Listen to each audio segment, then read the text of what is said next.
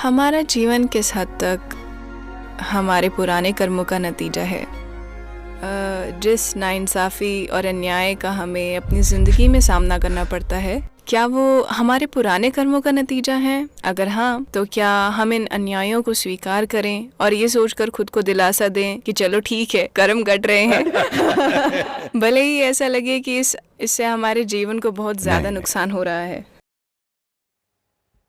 समानता, अब आप इतनी बड़ी हो गई हैं कि समझ जाएं। मैं ये नहीं कह रहा हूं कि आप ओल्ड हैं, मैंने कहा आप इतनी बड़ी हैं। क्या आप अब भी उम्मीद करती हैं कि ये दुनिया आपके साथ इंसाफ करेगी?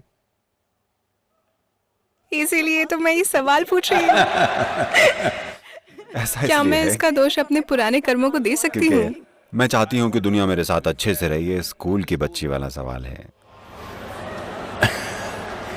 अब तक आपको ये समझ जाना चाहिए कि दुनिया इंसाफ नहीं करती है, ये आपके साथ इंसाफ नहीं करेगी। लेकिन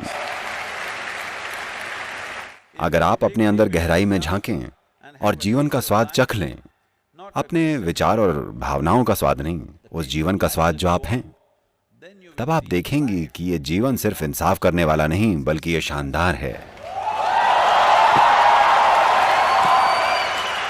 तो आपको इंसाफ करने वाला जीवन चाहिए या शानदार जीवन? आपको ये फैसला करना होगा। मैंने ये देखा है कि मटेरियल ईगो से भी ज़्यादा आजकल अचानक ये बहुत ये ईगो वाला कौन है? आपका दोस्त है क्या? ये मेरे चारों तरफ है और मेरी इंडस्ट्री में तो इसका भरमार लगा पड़ा है। तो मैंने देखा है कि आजकल मटेरियल ईगो के अलावा स्पिरिचुअल ईगो भी फैला हुआ है। मैं ऐसे लोगों से मिली हूँ जो आध्यात्मिक मार्ग पर है आप नहीं सद्गुरु जो खुद को आध्यात्मिक मार्ग पर न चलने वाले लोगों से ऊंचा मानते हैं। आप ऐसे लोगों को क्या सलाह देंगे ताकि वो इस नई स्पिरिचुअल ईगो का शिकार ना बन जाएं? हम लोग पहले इस ईगो नाम के आदमी को समझते हैं, ठीक है? अगर आप मुझे दिखा दें कि ये कहाँ है तो मैं इसे अभी ठीक कर दूंगा। काश मुझे पता होता ये कहाँ है, ये एकदम से आ जाता है। तो आपको नहीं पता कि ये कहाँ है। बात बस इतनी सी है, देखिए कुछ विशेष पलों में एक इंसान के रूप में, एक महिला के रूप में आप एक सुंदर इंसान होती हैं। मेरा मतलब है एक बहुत बढ़िया इंसान। माफ कीजिएगा, मैं ये नहीं कह रहा हूं कि आप बस कभी कभी सुंदर दिखती हैं, आप हमेशा सुंदर दिखती हैं, पर कभी कभी आप बहुत बढ़िया होती हैं, ठीक है? कुछ विशेष पलों में शायद आप बुरी होती हैं, हो सकता है। तो जब भी आप बुरी होती हैं आप कहती हैं ये मेरी ईगो है। आप ये क्यों नहीं कहती ये मैं हूं, मैं कभी कभी बहुत बढ़िया होती हूं, कभी कभी बुरी होती हूं। अगर आप इस पर गौर करें तो बुराइयां खुद ब खुद कम हो जाएंगी। लेकिन अगर आप कहें कि जब भी आप बुरी होती हैं ये मिस्टर ईगो ऐसा करता है और आपको पता भी नहीं है कि वो कहां है, ना आपके पास उसका पता है, नहीं आपके पास उसका फोन नंबर है, तो इस बंदे को कैसे ठीक किया जाए? तो यही सबके जीवन में चल रहा है। Because this is spiritual jargon without being spiritual.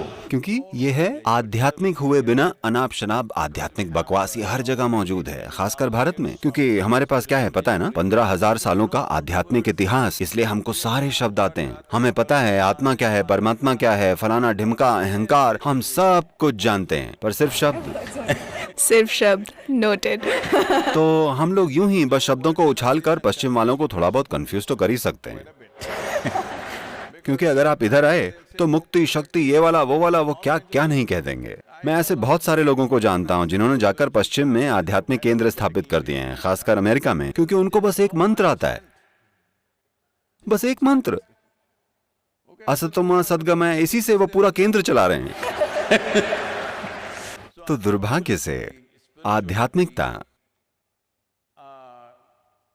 कुछ मायनों में वहां पहुंच गई है। आध्यात्म वहां इसलिए पहुंच गया है क्योंकि समाज में इसकी जरूरत है और स्रोत उतने हैं नहीं। इसके चलते लोग यहां वहां ऐसी चीजें बना रहे हैं।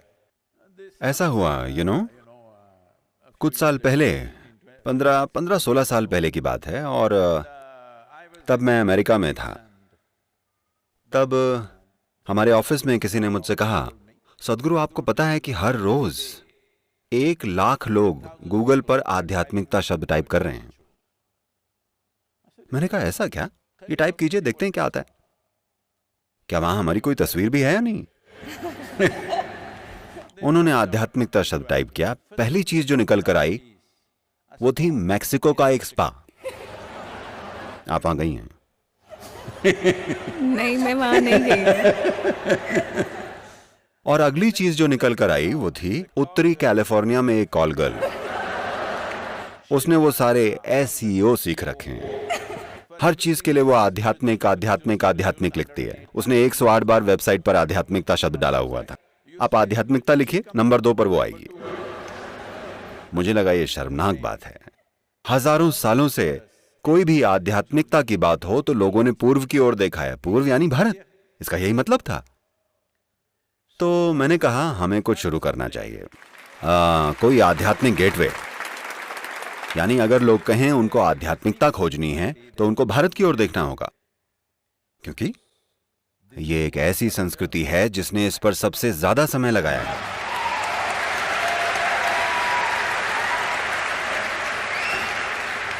Maximum amount of time exploring human consciousness and the mechanics.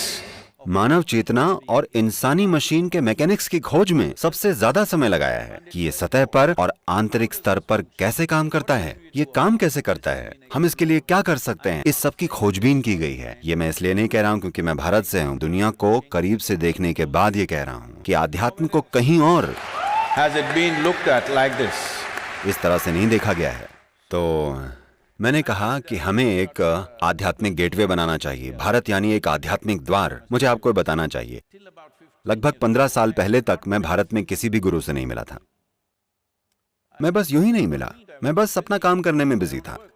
मैंने कभी नहीं सोचा कि मुझे जाकर किसी से मिलना पड़ेगा। मैं कभी किसी दूसरे आश्रम में भी नहीं गया। और फिर मैंने सोचा ठीक है, मैं एक कोशिश करता हूं। फिर मैंने कुछ फोन कॉल किए, उन सब ने मेरा फोन अच्छे से रिसीव किया और फिर मैं कुछ लोगों के पास जाने लगा और जुड़ने लगा।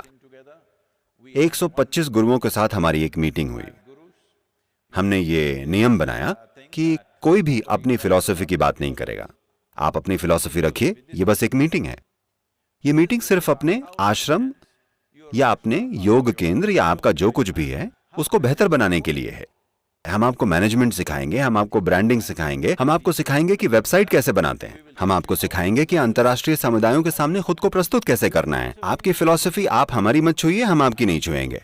आप अपना काम करते रहिए, क्योंकि यही संस्कृति की खूबसूरती है कि ये सैकड़ों रूपों में, हजारों रूपों में रह सकती है और हमको ये चलेगा।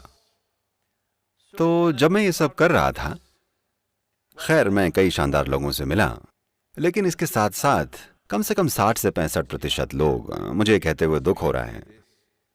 मैंने पाया कि अगर मैं हवाई अड्डे या गोल्फ कोर्स में जाऊं तो मुझे बेहतर लोग मिलते हैं इन तथाकथित आध्यात्मिक केंद्रों की तुलना में, क्योंकि ये अनाप शनाप चीजों से भरे हैं। No heart, no depth, no profoundness.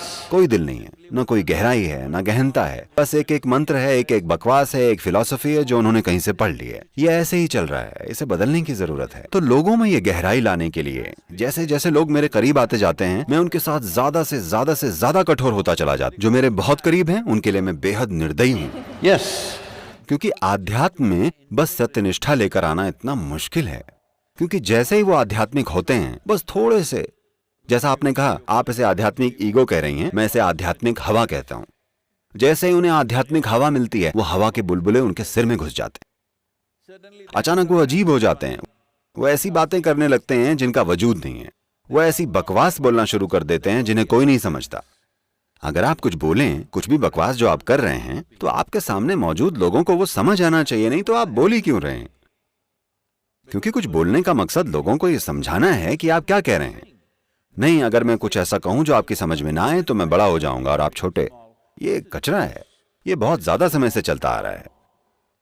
तो This whole spirituality as a thing, दुर्भाग्य से पूरी आध्यात्मिकता के लिए ये बुरा समय चल रहा है। लेकिन धीरे धीरे चीजें बदल रही हैं, क्योंकि लोगों की जानने की इच्छा बढ़ रही है। मुझे आपको ये बताना चाहिए कि 40 साल पहले जब मैंने पहली बार योग कार्यक्रमों की शुरुआत की थी, कई अलग अलग रूपों में, इनर इंजीनियरिंग कार्यक्रम, तब 85% लोग सिर्फ हेल्थ की प्रॉब्लम्स के लिए कार्यक्रम में आते थे। केवल 12-15% लोग ही कुछ जानने के लिए आते थे। आज 90% से ज्यादा लोग इसलिए आते हैं क्योंकि वो कुछ जानना चाहते हैं, कुछ अनुभव करना चाहते हैं। केवल 8 से 10%।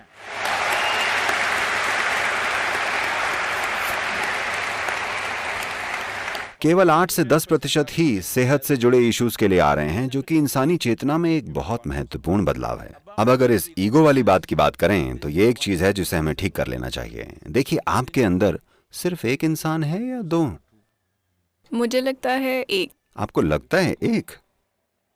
मैं एक ही कहूंगी। एक। इसका मतलब है आप एक इंडिविजुअल हैं। इंडिविजुअल शब्द यानी इंडिविजुअल शब्द इंडिविजिबल से आया है, यानी जिसके और टुकड़े नहीं किए जा सकते। ये अच्छा है कि आप एक व्यक्ति हैं, कि आप इंडिविजुअल हैं। अगर आप 2 हैं तो आप या तो स्किज़ोफ्रेनिक हैं या आप किसी के वश में हैं। Psychiatrist or exorcist? या तो मनोचिकित्सक या ओझा को आना पड़ेगा। तो ये बहुत महत्वपूर्ण है कि हर कोई इसे समझ ले। आप आत्मा, परमात्मा, अहंकार, ये वो चीजों के बारे में मत बात कीजिए। आप इंडिविजुअल हैं, एक व्यक्ति हैं। आप किस तरह के हैं? क्या आप एक बहुत बढ़िया व्यक्ति हैं या एक बुरे व्यक्ति? बस इस एक चीज को फिक्स कर दीजिए।